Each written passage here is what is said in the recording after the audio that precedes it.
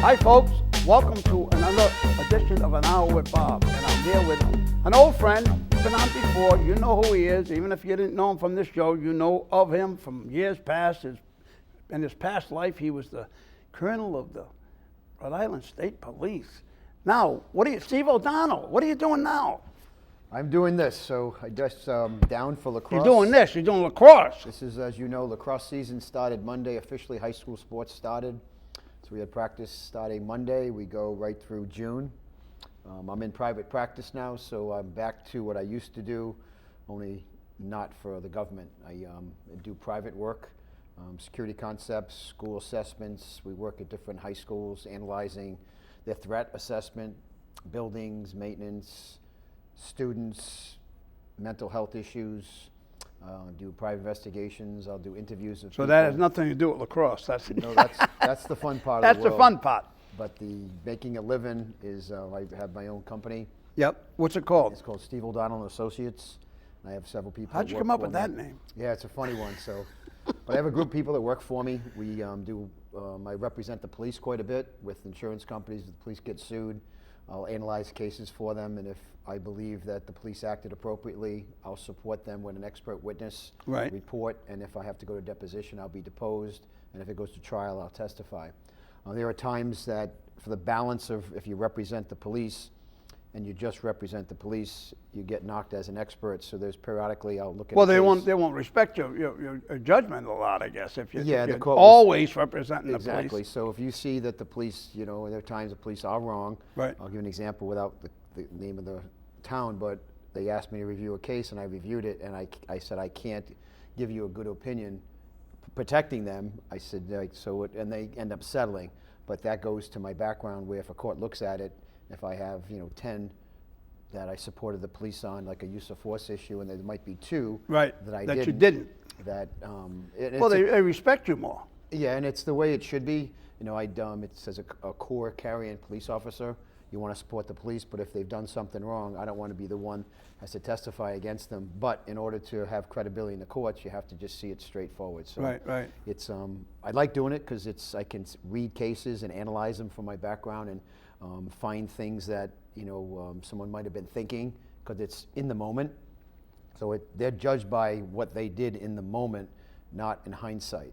That's how law enforcement and the courts look at it. Right. So everybody can look 2 days later, how did the police respond? Of course. But it's what happened then, and Exactly. a lot of it's on video. It's easy to think of what happened, be a Monday morning quarterback, so to speak, right? Yes. It's easy to do that. Right, but the courts, by statutes and case law, recognize that police have so many different things coming at them when they make their decisions, and so the courts have to look at how they made that decision in that mindset, and they call it objectively reasonableness. A reasonable police officer, what would they do in the same situation?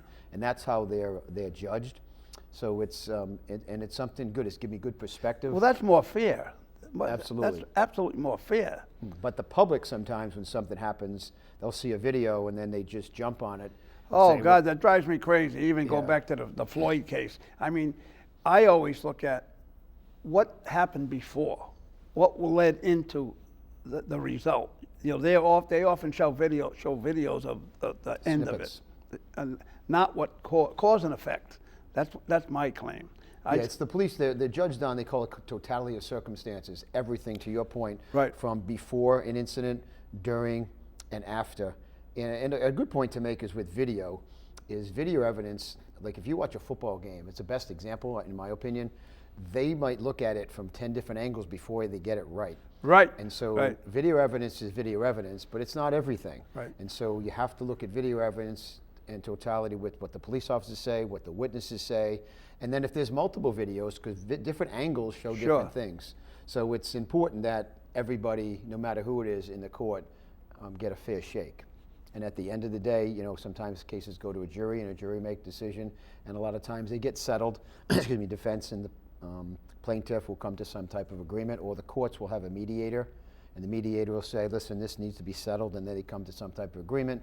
Nobody's right, nobody's wrong, and then they settle. And honestly, I see that, and I'd say this respectfully, it's a problem, because insurance companies look at risk, and if they think they're going to lose more than they can afford, they'll take the hit. They'll just say, we'll pay it. But when they say you settle the case, happened with me. They settled the case against me. I said, no, I don't want to settle it. Take it to court and let the jury decide. Right. They said, if you lose, you guys have to pay beyond whatever the scope is of the cost.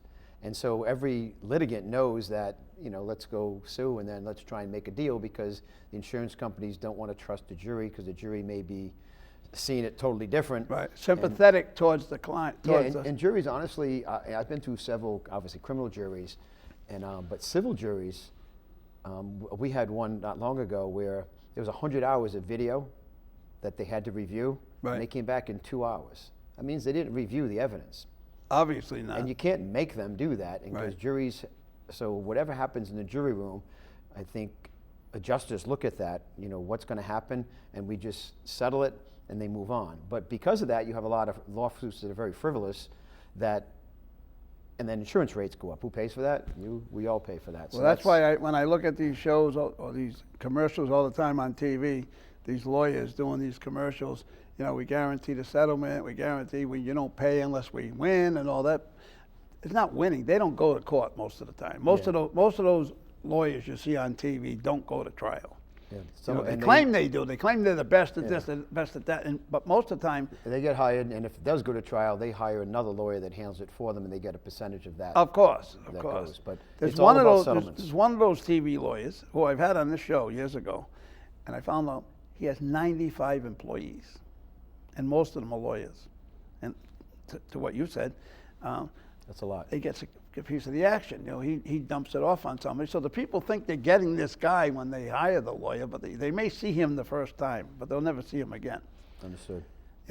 And they go to court, and they'll be outside the courtroom, and I've been in the courtroom many times, or outside the courtrooms with other people, and you see the lawyers off to the corner, and they're making deals. They never get into the courtroom most of the time, because like you said, it costs too much money. And insurance companies figure, well, look, if I go to court, I'm going to have to pay his lawyer and our lawyer, and I'm going to pay him a ridiculous amount of money. So better to settle this case for $30,000, $40,000, $50,000 than go to trial and cost me $150,000. Yeah, everybody knows that. I wish there was a better system where the courts could look at it and say, this is not, it shouldn't be here, and just dismiss it right off the bat. And that would stop the frivolous ones, because the insurance industry is based on risk. And when you have a company, even the company I have, the amount you have to pay to be insured is astronomical. If you're in the private sector, in the nonprofit sector, the amount of insurance, and you can't even get insurance for certain things like terrorism insurance, you might not be able to get, or the business I was in before, the Wise, it's hard to get like flood insurance. And sometimes flood insurance is different than wind insurance. Yeah. Then you have a hurricane, and then you put in a claim, and you say it's wind damage, and which you're covered for. They say no, it's flood damage, or vice versa. And what about act of God? Yeah, and that's it. It happens quite a bit. Yeah. And so you really have to read in policies. But I've learned a lot in the last 10 years in the private sector, dealing with insurance companies, that you got to make sure the things are, because they're 35-page documents, like buying a car. You got to know, and it's expensive. And the reason it's expensive, because everything's litigious, and then everybody settles in court cases. And it's just, I'm not sure what the answer is, but I think the courts could tighten up a little bit. Right. And the juries could be a little more reasonable. Yeah, they don't really make it, but your point, to the juries, but some make it to juries. I was in a case about a year ago. The jury had a verdict for $5.5 million. It was someone had died as a result of an action of somebody else. So what's a life worth? What's an injury worth? All those things. There's probably a matrix that the insurance companies use that supply to the court. That's what it's worth. Right. And if someone does something really egregious, that's really what the system's for. If someone violates your rights or hurts you with some type of intent, or even a car accident.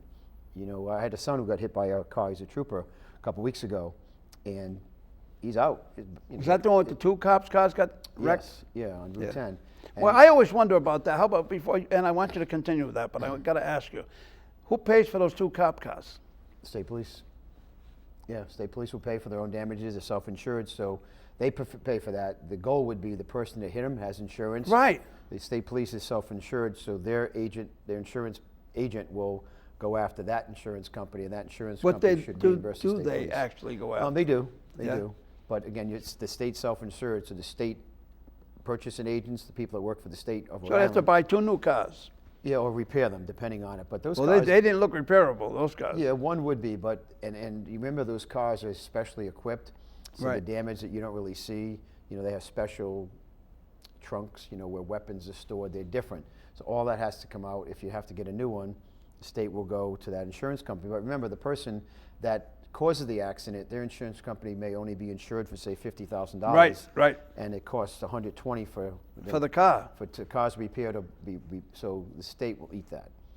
Just like if you were in a car accident, if the person that hits you only has $50,000 in insurance, they have nothing else that you can get. That's all you're going to get, unless your insurance company, Uninsured motorists, yeah. yeah, you sue them. But the state police is self-insured, so Yeah. They may have policies on. I would think they would. I don't know that. I probably should know that. They do. Yeah, I mean a policy that if uninsured motorist hits you, because the risk of hitting a police car is greater because you're on the road all the time Right. than somebody else. Right. And that's a safety And issue. so I know some cities, like Providence is self-insured. I don't think Pawtucket is, though. I think Pawtucket carries insurance. Yeah, Cranston is. The big ones are self-insured. And so, that's a good point. When they have a lawsuit, sometimes they'll let it go to trial. They'd rather pay an attorney to take something to trial and roll the dice than just settle with people, because they know when you settle, they're coming back again and again and again. Because a lot of people that file suits are frequent flyers. They do it multiple times. Exactly. Because they know the system's easy. So the chiefs of police that are self-insured sometimes, they don't have, there's no insurance company telling them you have to settle. Because you have to, you don't have any choice. So insurance company says you settle. If the settlement, if the court assesses the jury more than what they would have paid, you have to pay that if you don't agree with their settling. So Right. the perception is if you were to be sued, well, Bob settled a lawsuit and it sounds like you did something wrong. No, there's no other choice. You have to settle, or you roll the dice where you end up spending $1 million of your own money, Right. which nobody can do. And it's not fair. And it'll say the settlement was nobody admitted guilt or innocence, but there's a perception that Whoever when paid- when you settled. Yeah, if you settle, like you said, even if you weren't wrong, but Exactly. you settle because you're trying to save money, Yeah. the perception is that you were guilty, Exactly. right? Yes. And the real sad part about most of these settlements where somebody's really hurt or killed or whatever, the lawyer grabs 30 to 40% of that money. Yeah. No, And they get paid before the medical or anything else is paid. Do you know that? I do, because I got in an accident last April. We were talking about it, and I got rear-ended by a drunk, and I didn't realize at the time I had insurance that would pay for some of the bills. Yep. And then an attorney told me there's like a $5,000, so I sent it to my insurance broker, and then they're going to reimburse me for what I paid, and they'll pay for the ones I haven't. But once you get over $5,000, your insurance company will pick it up, and then the insurance company has to go after their insurance After them. company, and if they don't have enough money, then they're suing themselves basically. And the cars are so expensive. You know, just minor damage costs tens of thousands of dollars. Oh, exactly. Because they're all sensitive and they're so high tech. And nowadays with I just bought a Lexus, and they tell me that behind the seat, they show me behind the driver's seat, there's all kinds of wiring, and they want $5,000 for the insurance for the electronics. That's crazy. Of the car, just for the electronic, not for the car insurance, the electronics of the insurance. I saw a car on a lot the other day. It was $101,000. I'm like, you can buy a house. So everything's so expensive, and so everything trickles up with insurance, no matter what it may be. So. Yeah. Yeah, we can go on and on, because I had a guy come over to look at a boiler yesterday and change a valve on it. And I asked him ahead of time, how much it's going to cost you? I got $100 an hour. So he's working there 2 hours, and he leaves because he needed 2 gaskets. 2 gaskets. Now, mind you, he deals with this particular boiler, so you would think, and he's got the truck with, with all the stuff on, you would think, because he deals with that particular boiler, and he's not a rinky-dink outfit, right? He needed these 2 washers and a clip. He had to go back to Smithfield. I live in Pawtucket. He comes back, he does it, and he gives me a bill for $500. And I go, $500? I said, you only were here 2 hours, and you went away for 2 hours, and you come back and you finished it in less than an hour. So it should be like 2.5 hours, right? He goes, oh no, you got to pay for the time I went. I said, but it was 2 clips that you should have had on your truck, first of all. It wasn't like it was a special part that you needed. I mean, you deal with these boilers all the time. You don't have these washers, round, quarter-size washers, 2 washers. Like an inventory. You what? Like an inventory of things. Yeah, yeah. I mean, obvious parts. I mean, not something special parts, but on top of it, you had to go to Smithfield. You got to go to plumbing school, save some money. It's a good Yeah, business that's to where be in. I've told kids all the time, if you don't want to go to college, go to trade school, because that's where the money is. One of my players went to trade school. He's going to be an electrician. He's an apprentice right now, and he's making a pretty good living right now, and he'll end up with his own business and trades, plumbing. You know, it's if I had to do it over, Yep. you know, in this world, you know, if that's what you like to do, if you like to work with your hands. Oh, I'd like to be an electrician, absolutely, absolutely. Save money on your own house, and you can do work for other people. Yeah, they make 100 to 175 bucks an hour, those guys make. It's crazy. It's good living. It is, it is. So what are you doing now? What's this? I know, by the way, I do know that, what is it, 11 years? Is it 11 years in a row? 12 years in a row. 12, well, because you won again this year, right? Yep, Rhode Island State champions. Last year was a really talented group of kids. I've had a lot of good talent over the years. This is where now? At LaSalle. LaSalle. And they were 19-1. They beat 2 teams in the top 10 in the country, which is pretty unusual. Wow. We beat a team out of Long Island our first game. They were number 9 in the country at the time. They were actually ranked in the top 10 again this year, the same team. And we beat a team out of Massachusetts who were in the top 20. And we had broke the top 25 last year, first time ever. And so, you know, we graduate seniors, and I wouldn't say restock, but practice and see how, you know, how the kids develop. We have young kids. We have children, I shouldn't say children, we have these young boys from 18 to 15 that some of them are already committed to playing somewhere in college. We have a kid committed to St. John's, Canisius, Assumption, Navy. You know, some of them are juniors, some of them are seniors. And they when you're a junior, you can commit to a college, but by senior, you sign a letter of intent. Right. So the seniors sign letter of intent, the juniors just verbally commit because the teams recruit that way. So we have young kids, young freshmen, sophomores, and juniors that have no idea how good we'll be. You know, last year is last year. But those kids are all graduated. We have young men. We have Matt Hayes playing at Providence College. Last time I was here, I brought the Providence College helmet. Right. He's there. We have another defenseman. He is at Merrimack. We have another 2 players at UMass Lowell. These are Division I programs. Another one at Quinnipiac. I don't want to miss anybody. We have another one at Wesleyan, which is a top 2 team in the country, Division III. Another one at Pace, a couple at Assumption. In fact, last week I went to Assumption, watched Assumption. Well, we're talking about a lot of Western Massachusetts schools there. Yeah, Assumption's Worcester, Pace is Long Island. Then you think Merrimack's New Hampshire, PC's right here. Quinnipiac, New Haven. That's New Haven, yeah. Which is north of New Haven. But the good news here in lacrosse, you have Brown University, Providence College, Bryant. Those 3 teams within 7 miles of each other are top 30 lacrosse programs in the country. That's amazing. In a small state of Rhode Island, you know, hotbed is Long Island, typically Rochester, New York, upstate New York, and Maryland, isn't Maryland. it? Maryland's pretty big, isn't it? But you know, if you have 3 teams that talented, it's impressive. And then you have Johnson & Wales, Roger Williams, Salvo. You have a lot of other colleges playing locally. You have a vibrant girls program running now. URI's got a girls program, Division I. They have a club team for men because of Title IX. But there's a lot of young people playing lacrosse that like it. It's a fast, up-tempo game. And my son Cody runs a club program called Rhode Island Bulldogs. It's for boys and girls from 3rd grade to high school. And those Where's kids that out of? It's right out of Smithfield. Home field is Bryant University. We have a partnership. Speaking of that, if Bryant's watching, shout out to Bryant University and Bill Smith and Coach Martelli. The basketball team. Yeah, the basketball team, you know, just buying in. You know, they play Friday? They play Friday out west, so they're underdogs, which is a good thing. Right. But they're playing Michigan, yeah, number 2 team in the country. Yeah, it's not Michigan, it's the other Michigan, Michigan State. Michigan State. Izzo's team, Coach Izzo. Yeah, what's his name? Izzo.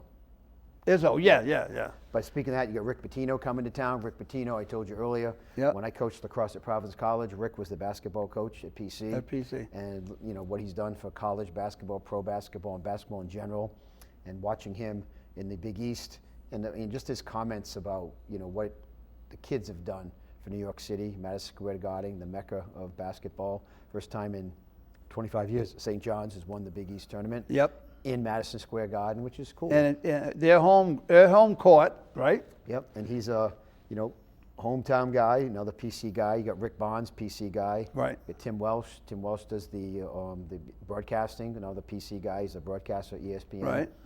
Speaking of that, Tim Welch's son is a good basketball, good lacrosse player. And then who's at Connecticut? Yep, Hurley, you know, the homegrown, Rio Rise. So a lot of connections to Rhode Island. Hopefully Brian Coach stays and someone doesn't pull him out. Oh, yeah. You know, on the main, 4 or 5 Rhode Island people in the top 64 basketball programs around the country. That's big. And then Rick Pitino's son made the NCAAs out in the Western region, which is pretty cool. Maybe they'll end up playing each other depending on it. Wouldn't that be something, huh? Yeah, and speak of that, you get the Big East, NCAAs are here tomorrow night and Saturday. Have you done your? No, I don't 64? do the bracketology. No? So no, I'm not a gambler. I'd probably get it wrong because you. Well, it's 900 million to 1 to hit that thing. Because you're trying, I would bet with my heart, and Right. you can never bet with your heart. Right. There's actually an art to that. Some people do it for a living, legitimately do it for a living. Yeah, but last year they had only one. Didn't they have only one person that hit the whole thing? Did he? Yeah. Or she? Yeah. There's a lot of people that do it, that they like doing it. But they get blown out right away because one of the big schools, or a couple of big schools, got knocked off the first week. Yeah, the last year. Cinderella stuff. Right. That's what's I cool. love the Cinderella school. I totally agree. I love the 64 Cinderella plays stories. number 2. And so those teams that are highly touted have to be so careful, because you can't replicate. think beyond, to think that they sometimes think beyond their first team. Like Brian, it's human nature that, you're the number 60 seed, I'm the number 2 seed, we're going to beat them. And it takes a lot of coaching, a lot of maturity to know that you just got to bring it. Because anybody with passion on any given day, any sport. Passion and motivation. Yes, and they're the 2 biggest things for any athlete. And I talk to our high school kids about it, that, look, anybody can beat anybody any given day. On a given day. Who's hurt, who's sick, who's not motivated, who underestimates their opponent. Who was that Catholic school a couple of years ago went all the way to the quarterfinals there, the Final Four? There was one Catholic school out of... I know who you're talking about.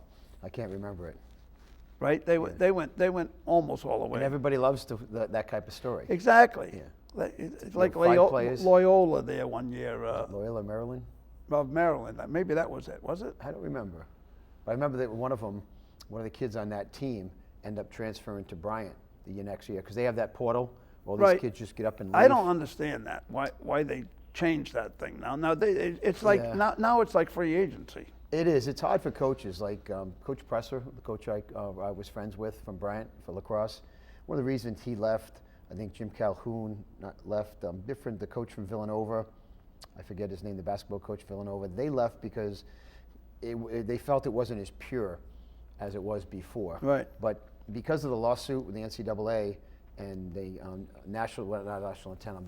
name, image, and likeness, where the college kids, the schools make a ton of money from the kids. So this class action lawsuit is mandating that the kids can make money from it. So there's a fairness piece to that. But what happens is the best player might get $1 million deal and the other ones don't get anything. Right. And when you're not playing, it used to be if you leave, you have to sit the next year. Yeah, exactly. And there's a penalty to it.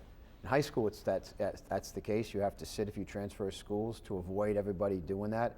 But in college, you see different teams, like Rick Pitino said not too long ago. He said, I'm not recruiting high school kids. And those are his words. I'm recruiting players from other places that want to come here because an 18-year-old high school kid is much different than a 22, 23-year-old man. Right. And it's a lot to be said for that. So the pure recruiting in sports, it's basketball, football, the biggers, and hockey. They're older kids, and lacrosse, it's trickling down to that where, and then with the NIL, you can only have so many people on your team too. So they can reduce the rosters of the teams, which affects recruiting. So for instance, if you recruited 18 freshmen in lacrosse and you can only have 45 on your team, do the math. You break up your team, that's be 41, 42, 12 players per year you could recruit, 12, 24, 36, 48 say. But if you have 18, somewhere one class is going to suffer. You can maybe recruit maybe 9 or 7 the next year. But if 2 or 3 of those kids leave, you're barren unless you can go find someone from the portal. So the kids moving around from different colleges, I don't know if it's... Well, they could have somebody whose job is only to deal with that portal, it seems. Well, it's hard because you can get in the portal And if someone takes you, like the PC goalie is a good example in lacrosse. He got in the portal and he was a really good goalie, and he went to Rutgers, and he's the backup goalie at Rutgers. He would have been the star at Providence College. Right. And so sometimes it's greener on the other side. And maybe Now, can he come back to PC? He's done, because that was his last year. Oh, it was, so okay. he did no more years of eligibility. But yeah, you could, but if you're a coach and someone leaves you, I don't know if I'd want him back. Right, You know, right. 'cause Well, I there's no want- loyalty there. Yeah, you want the kids that are committed. But like if you look at Army, Navy, Air Force, those teams typically recruit and those kids stay. It's very Well, rare. there's an obvious reason they Right. stay. But you can They got a mentor them, contract. But you can grow them, and then like if kids come in and out of your program, it must be very, very hard for coaches to coach, because if you have a kid in your program for 2 years that's grinding and working hard, and then somebody pops from another school as a junior, I'm a junior, and I've been grinding for 2 years, Right. buying in, and this kid comes in and takes my spot, And bumps you out. yeah, and it's the team dynamics. Right. So I think Clemson's a good football example. Dabo Sweeney, he talks about how he doesn't like to use the portal, and he tries to build kids up and put them into their program, because part of your school, whatever it is, if it's LaSalle lacrosse or Clemson football, is cultural. Right. Assimilating into that culture, because we just talked about it. You have to have some buy-in, and if kids don't buy in because they can come and go, they're coachable, but they're not ultimate coachable. Right. Because they're not fully committed to you. And they're not committed to the other players on the Exactly. team. So they just, like Bryant lost one of the better players, and he's not happy where he is. Right. But he should be staying at Bryant. So I just think it pulls parents to think, well, you're not playing, let's transfer you. I get it. You might have a shot playing somewhere else, but it's, I'm not sure the portal is the best thing. It may Right. change, who knows, in 2 or 3 years, but I also understand why the college kids in basketball, football, the money sports, do it, because if you're getting $1 million, and then what's your motivation to really play hard? Because the usually motivation in sports that have professional sports where you can maybe play professional is to make it the next level. But some of these kids in college, basketball, football, make more money on their college team than they'll ever make in pro, and they Right. might never make pro. Exactly. So they might lose some of the motivation, because money is a motivator. If But I'm how that do good- they get to play so long? Some of these kids play 5 years. Well, they have they had the COVID year, so anybody that didn't play that COVID year, they get that extra year. Right. And then if you're injured, you get redshirted. You've heard people say redshirt. Right.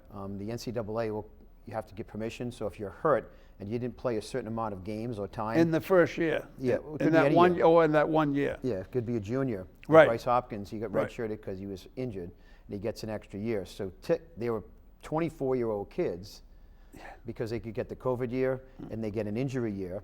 And then some of them are 1 year older, because a lot of sports, including lacrosse, people are having their children repeat, either in middle school, grammar school, or they prep school.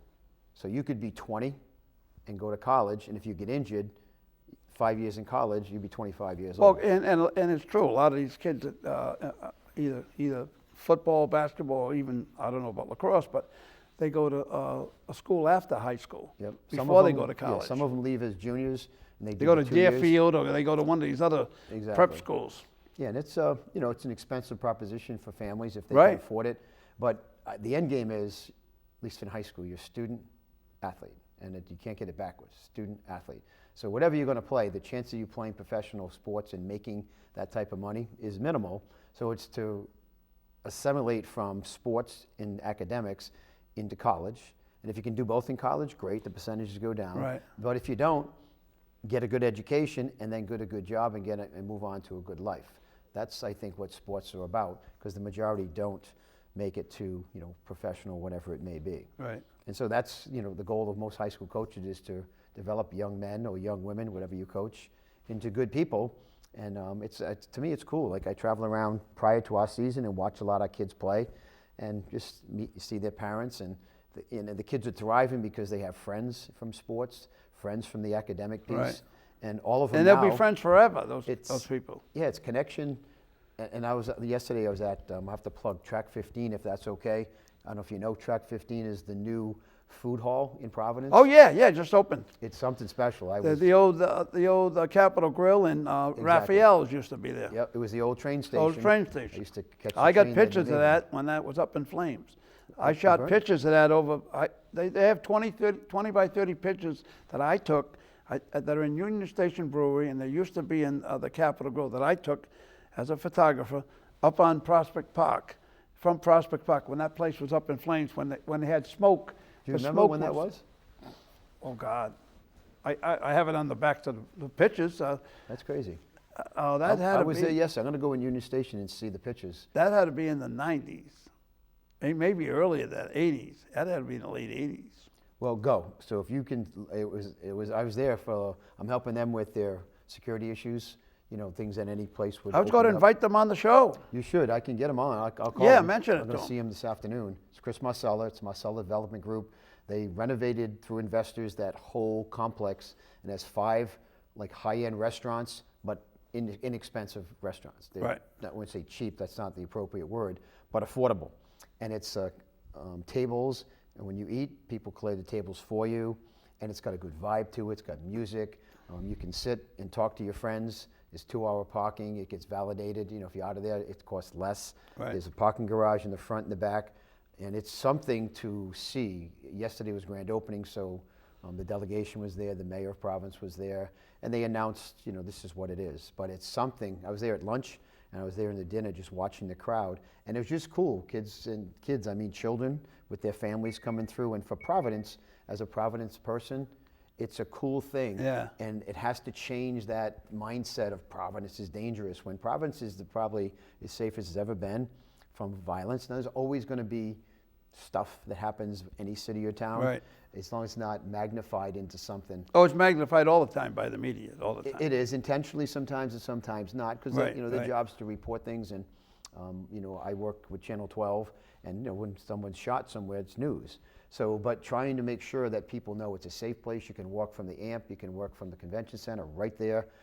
It's like a Faneuil Hall, isn't it? It's like very much like that. And it's based on, in other countries, they have these food halls. Right. But it was something to me, and you know, you see parents and children and walking through, and that's what that needs, because you have state workers, then you have Water Place Park, people that live there, you have a lot of people living in the greater Providence area, and then making sure, you know, they're working with the police to make sure there's a visible piece of the police in Kennedy Plaza, and making sure that the people are safe. And it's just, to me as a city kid, it's something that you hope really works out well, that everybody is paying attention to. They close in a decent hour. You know, it's before 11, and you know, typically bar settings, you know, those environments, sometimes there may be someone that's exceeded what they should be drinking, could cause problems, but most of those problems happen after 11.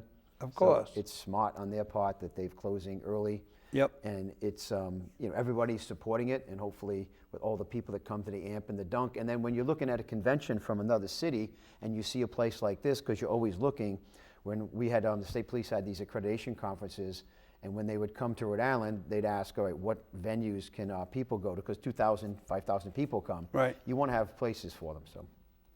All right, listen, we got 2 minutes. How's your body? Well, don't worry about me. I'm talking about you. My body's a mess. Yes. I've had 16 major surgeries. Can you imagine that? Good for you. No, not good. Well, good that you're healthy and you're here. So. I'm here. I got a brace on from here to here. But other than that, I'm still alive. That's the big thing, right? That's all that matters. So I'm doing great. As you can tell, you know, dressed down, relaxed. Yep. I have a And you've had a couple issues there with the shoulders, right? Yep. So I get hit by a drunk, shoulder surgery, but you know, those goes to the turf, get that fixed up. I have 2 grandchildren. One is, shout out to Lily.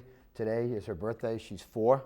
She's not watching this, but she'll watch it on tape. And I have another grandson, and I have another granddaughter on the way from another son in June. I don't have any grandchildren, but my brother's granddaughter just won the state championship for Pontiac. Basketball? Yeah. They're unbelievable. She was a starter. She was one of the stars too. She, what was her name? Simone. Semino. I wonder if that's related to the Dennis. Kaylin. Yeah, they're really good. She was phenomenal. She was phenomenal. They won by 3. Yeah. And the state Beat Moses championship. Brown, who was a heavy favorite in that game. Yep, Moses Brown had a young woman who had 42 points. And So yes, got 40 points in that game and lost. yeah. But that was a smart move by that coach for Pontiac. Let her do her thing. Let her get her points to stop everybody else. Yeah. That's what they did. Yeah, and the Belichick way is stop that person and make everybody else beat you. So it's complete opposite. But Right. I'm told from basketball people that she's the real deal. 42 points is 42 points, especially in high school. That's hard to do. Exactly. Last but not least, what do you think of transition people in sports? It's wrong. It's so wrong to have a man competing against a woman. It's unfair. The size difference, the strength difference. So especially upper body strength. The guy actually quad strength. Leg strength, and with Title IX and everything we've done so positive for women's sports. Right. And to take that away from them. I watched a young woman on TV this morning talking about it, and you just see, like, she's devastated by it. Like, it's not right. So I understand the transitional piece if you're going to transition, but maybe make a separate criteria for them. Exactly. But it's not fair to compete against somebody that tried so hard to get to where they're going, and they get beat out someone because they're physically. It'd be no different if it was a woman that took steroids and was way better than everybody because she took drugs to get better. So it's just not right. And the women's sports has come so far over the years, it's just unfair. And again, being politically correct, it has nothing to do with transitioning. If you're going from male to female or vice versa, that's your business, but you should be able to compete. And it's tantamount to cheating. And perfect example. I wouldn't want to do it. Perfect example is that swimmer that was a mediocre swimmer as a guy, becomes a woman and blows away all the women in a meet. World record. So the world's changed, but I think it's an injury-wise. So forgetting like a swim program, swimming, you're swimming against the clock. Track against the clock. But if you put them in a hockey, football, any contact how about boxing sport, in the Olympics? In the Olympics, yeah. The girl said, "I've never been hit like that in my life." Yeah, I was wondering if a lawsuit will come out of that and I believe they'd win because when you're fighting, you have to be fair. That's why they have weight classes. Exactly. That's why they have referees, and the power of a male body was just unfair, and that person that fought that transgender person could have got killed. And is that the wake-up call when an athlete in a contact sport kills somebody from another gender? So I think, I don't know if it's regulation, if it's law, that people really got to assume that. And if you're transitioning, why would you want to compete against somebody when you're transitioning? Right. So. All right. Well, great to have you here again. Thank you. It's always a pleasure. You can come out. Are you still doing your radio stuff? And I do. I'm a fill-in for WPRO and Tara or Matt Allen. Right. So probably 10, 15 times a year usually during holidays or whatever. Holidays, school vacation. Yeah, I used to off. fill in HJJ. What's the one, the AM station? HJJ. HJY? HJY is the radio. Well, WPRO is the one I'm on. I used to fill in. They're great, by the way. They let me do what you do, like interview people. I'm not there to beat up right, officials. exactly. I won't do that. You change the whole format, in other words, when you're on. Well, I mean, that's a little bit. No, that's what they do. I mean, I understand that's their job. That's what they get paid for. Right. But you're not there to kill people. Yeah, I just said if I'm going to do this, look, I'm certainly capable of talking about politics and who you like, who you don't like, all that stuff. But I don't want to do that. Right. I'm not a full-time radio person. My job is to I like bringing someone like you on and just talk to you for half an hour. It takes like 17 minutes because of radio, how it works. Right. And then let people know who you are as a human being. And then the next day, if they want to beat you up because you're an elected official, so be it. And it's interesting because I used to read the text messages when guests are on. And, some guests get crushed. And it's just, the partisan part of politics. And I don't try and be in the middle of it. Right. Once in a while, I may jump on something if I hear something that's so over the top, right? Because certain words matter, and I don't want to be just a rubber stamp too, where I'm a softball, but I'm not there to tear it up and create news. My role is to just let people hear somebody talk, and if it's two people that know what they're talking about, instead of and I don't knock that. That's just actually some of it's kind of funny. Well, that's why I've been doing this for 33 years. Yeah, and you're smooth and you interview guests, and people want to hear from people from different parts of the world that know what they're talking about without the constant, because sometimes you have to turn it off because it's so constant. And I don't mean just locally. You turn on CNN, MSNBC, Fox, and then CBS, NBC, ABC. And it's so crazy the different things that you hear. Yeah. And then radio. And then you have to be smart enough to filter it all out. and then what do you believe, and then what you research on your own, Right. and then what's true, because Facebook, what's true, what's not true, and it's not easy for everybody. So It's not but easy. Thank you. I got to let you go. Thank you. You And talk thank forever. you for spending 40 minutes with Bob, something like that. Thank you. Always a pleasure. Steve O'Donnell. Thank you. You get this stuff. We'll be right back on An Hour with Bob.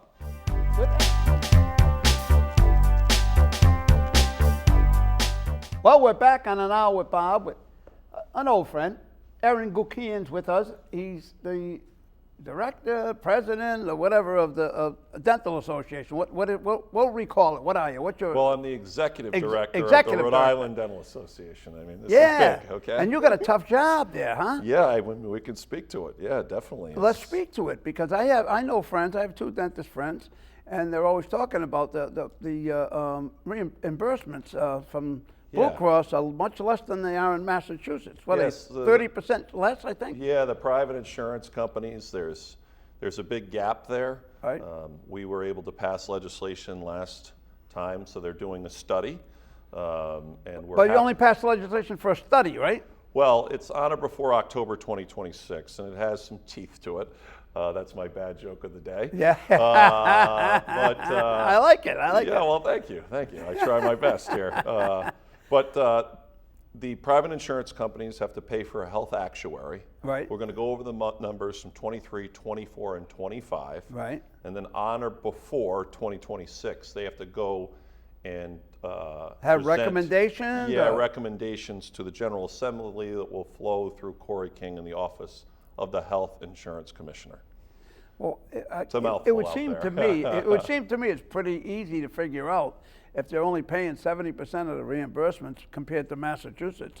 That there's something wrong there. Yeah, I mean, they have powerful lobbyists, and Massachusetts passed by referendum 83%, and they're just about to finalize all of that sort of back and forth to put it into effect. But meanwhile, our dentists, especially in the northern and close to Connecticut, they're really getting crushed because It's not like we're, I don't know, we'll say Oklahoma, we're a bigger state, we're not as impacted. It's so close. And Right. For example, I know some great dentists in Woonsocket and North Smithfield, because it's not only the reimbursement for the dentists, but then it's the hygienists. So across the border, they're going to make $3 to $5 more, and now all of a sudden they can't keep them. And then that trickles down to dental assistants and front office managers. And as you know, inflation went up, so they're getting squeezed. They're one of the biggest groups of small businesses across the state. That's terrible. I mean, what a hit they're taking. Yeah, and it's one of the reasons I'm on this show. We have some more legislation that's coming into play soon through our lobbyists, and we're gonna keep fighting this because it really comes down to the access to care. It's really not about the dentists. It's the patients. Right. And if the dentists are leaving because they're getting more money in Connecticut or Massachusetts, well, guess what? There's not access to care. Yeah, it's a supply issue on both sides, and we can't, well, I shouldn't say we can't, but it's hard for us to recruit. But we did get the legislation passed. I want to thank the General Assembly and the governor. And then this year we have momentum, and we're trying to get some other tweaks, we'll say, to the overall landscape. Right. So that's been pretty interesting. Something that's really exciting is Colgate, Bright Smiles, Bright Futures. It's a free program that is offered internationally that we didn't really know about. Right. And so all it needs is a superintendent to go through a process and sign it, maybe some other back office and protocols with each city and town, and then Colgate has to sign it. Well, I'm happy to report that the state of Rhode Island and Providence, that oversees Providence, so really Providence, sign that. So these programs in all different languages, lesson plans, they're giving free toothbrushes, toothpaste. It's all as a ripple effect going throughout the schools in Providence. Nice. Because the last time I was here, over 500 children in Providence alone need emergent dental care that requires anesthesia. Right. So one of the other remedies, because everyone's really good at defining the problem right now in our country and our world. Nobody fixing it. But nobody has solutions. Right. So I say, okay, let's identify the problem, let's get the data, and then let's advocate appropriately and manage up to our state legislature and the governor, and then hopefully they can be reasonable and pass legislation where we had a Medicaid code that was $250 that is now going to $1,254. Wow. So it's paying a facility to now open it up or expand, right, their certificate of need. Right. So there's a certain group that we're working with, and we're this close to making an announcement where they're going to expand what they do with pediatrics. Let's make something up. It's not this, but let's say it wouldn't be with children as much, but colonoscopy and endoscopy centers. Sure. Same thing. They're opening it up where we're going to be able to have our pediatric dentists and our oral surgeons start to get to work. And it's not just the healthy kids. It's the IDD population or the special needs population. So if you have a child that is compromised and they, just for a cleaning, they might need some form of anesthesia or sedative. Right. If you have a child, there's really nowhere to go other than a few of the federally qualified health centers. So the backup is massive. We don't have a dental school, and we don't have St. Joe's in Providence I anymore. know. I used to love that hospital. So it's closed. So what happens is no one's communicating until obviously I took this role to get our message points, but also to effectively tell our representative senators what's going on through data. So we have Dr. Stepka, who's a past president. He does all the screenings in Providence. I said, could you please get the data so you can give it to us, and then we can speak to it. And that's when the first article came in the Providence Journal, which then led to Allison Bologna.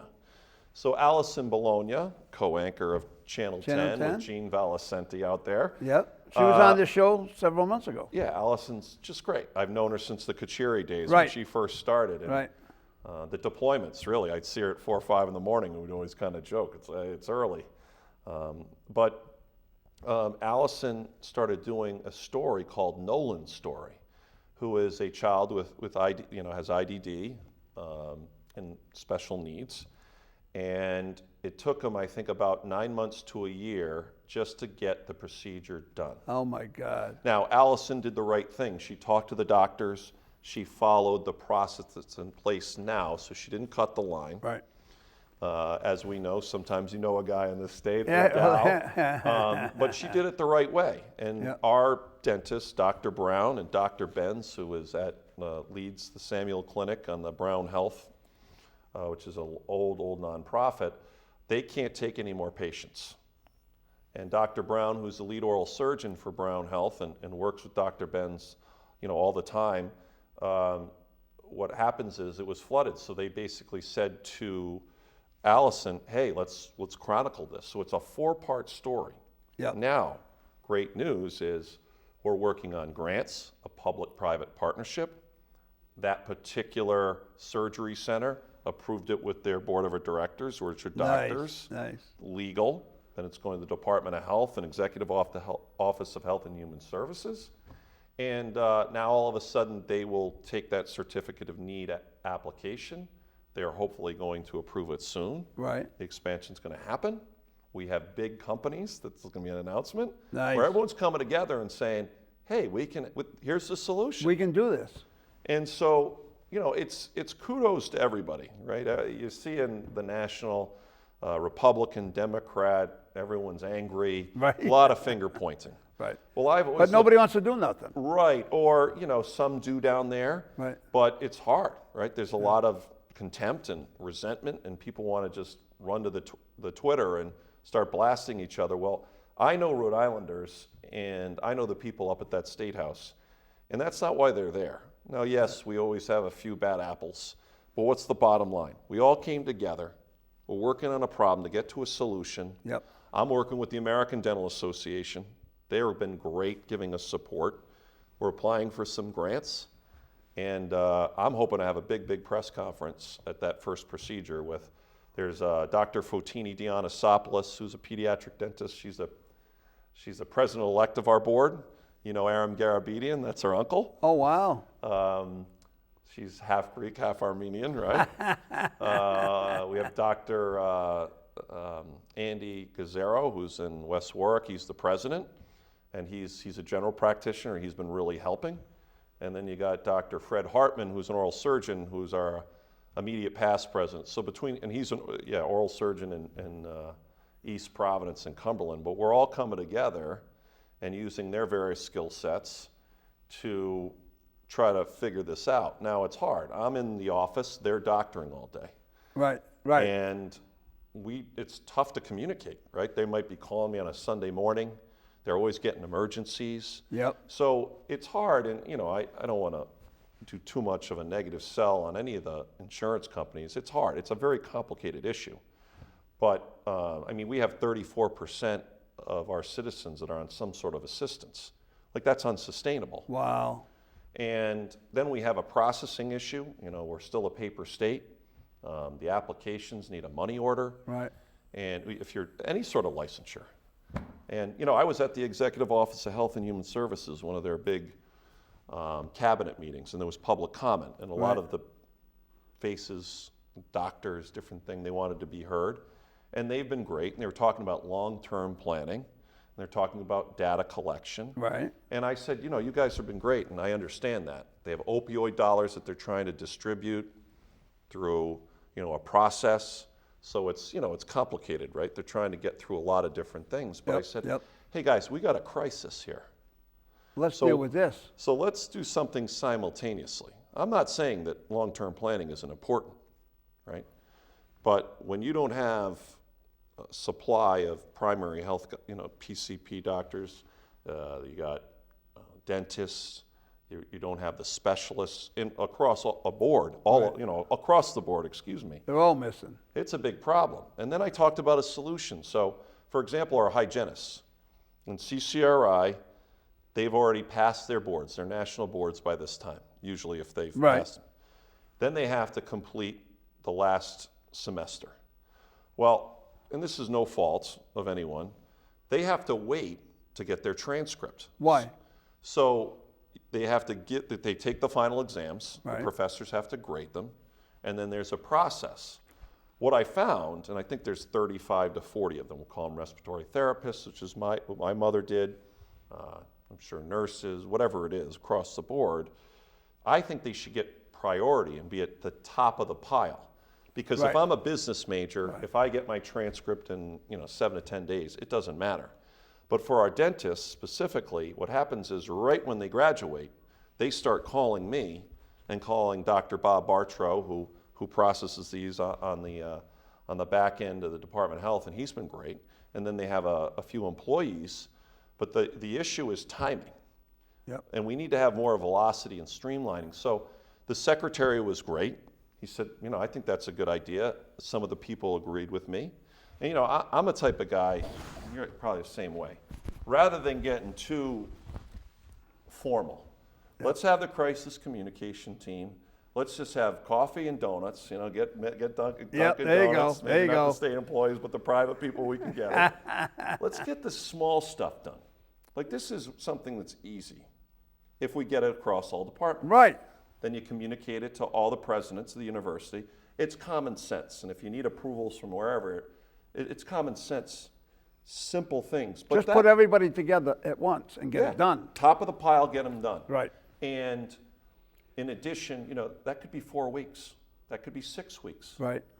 And we don't need to do it. Also happy to report that, our congressional delegation, I've been working with them on a federal grant that we've applied for to hopefully expand the CCRI Hygiene School. We'll see if we get it, but I worked all summer with our team. I got a chief of staff and I have a paid intern. Right. And what we've been able to crank with the support of the American Dental Association and our great dentists and the whole community is something amazing.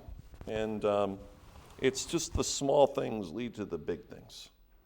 And I think that if we could just get together, Right. because there's this big thing, Bob, going on right now where there's this integration between oral health and overall health. So what we're finding is, and this is a new thing, I wouldn't say new, but it's being talked about a lot more on these national panels. Yeah.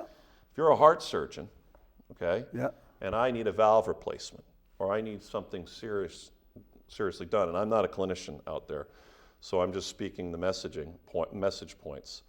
I'm not a subject matter expert, but you can't get a heart procedure done if you have a tooth infection. So this is causing backups not only with the heart. I was talking to a, Wow. I call East Greenwich sometimes, there's a Signal Ridge, I call it Signal Ridge Hospital up there. Would rather go to East Greenwich sometimes, where my hometown is. Not everybody, but we have a lot of doctors there. Right. And I was talking to one of the guys who, we were on one of those travel, and he said the same thing. He's a GI guy.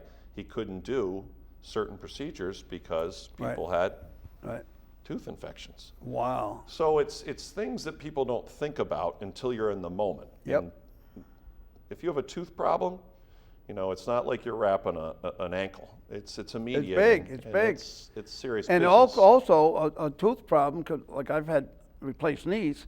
If I go in for anything to do with my teeth, I have to take 4 antibiotics before I can do it. Of course, yeah, that's another problem, right? If you get the infection, but I mean, to the people out there, especially, you can die from a tooth infection. Exactly. It gets into the bloodstream. Yep. And you can die. Yep. And they had that happen in Connecticut many years ago. And Dr. King, who's a pediatric dentist, went in front of the House with Dr. Paletto, who's an oral surgeon, and stated that. He said, this happened in the state over, and they made a lot of different changes. Right. So now they're talking about oral health up there. It's top of mind. We're the leading advocate for oral health. And just these small interviews lead to Well, a you're lot. the right guy. Well, thank you. You're the right guy to be in the position because you make a good point. You make a good case.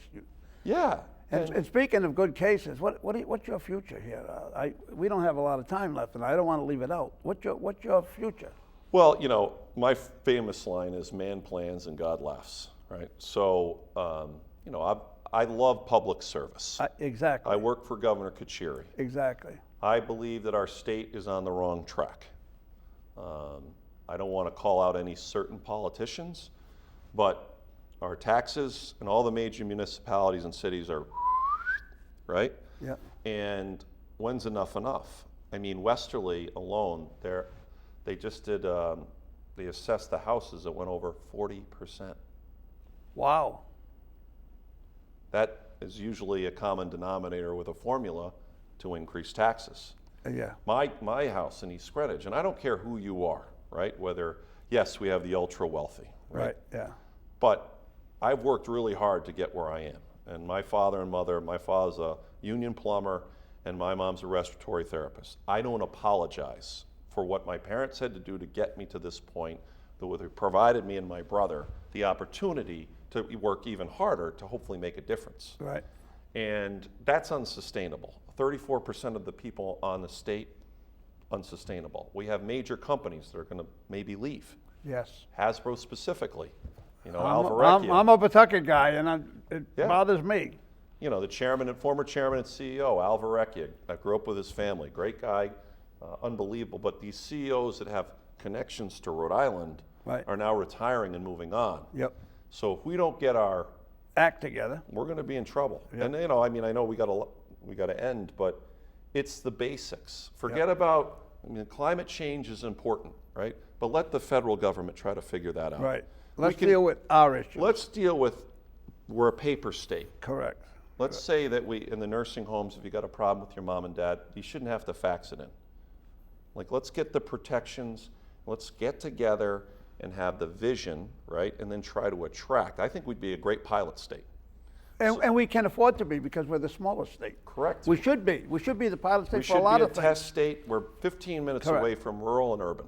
Right. So we could get some of these medical companies that are innovative and they have a great product or a medical device. Say, try it here. You bring talent to our state, Right. you show them the ocean state, maybe they'll stick here. Exactly. And you have a special maybe program and you house them somewhere like an incubator. Now I know they're doing a little bit of this, but I think we can do more. All right. Last but not least, you got to run? I'm considering it. I have a lot of people talking to me, encouraging me. I was telling you someone was taking a shot at me at the radio today, which was unfortunate, kind of came out of nowhere. But yeah, I'm definitely looking at it hard. I love this state, and I think there might be a time for a change.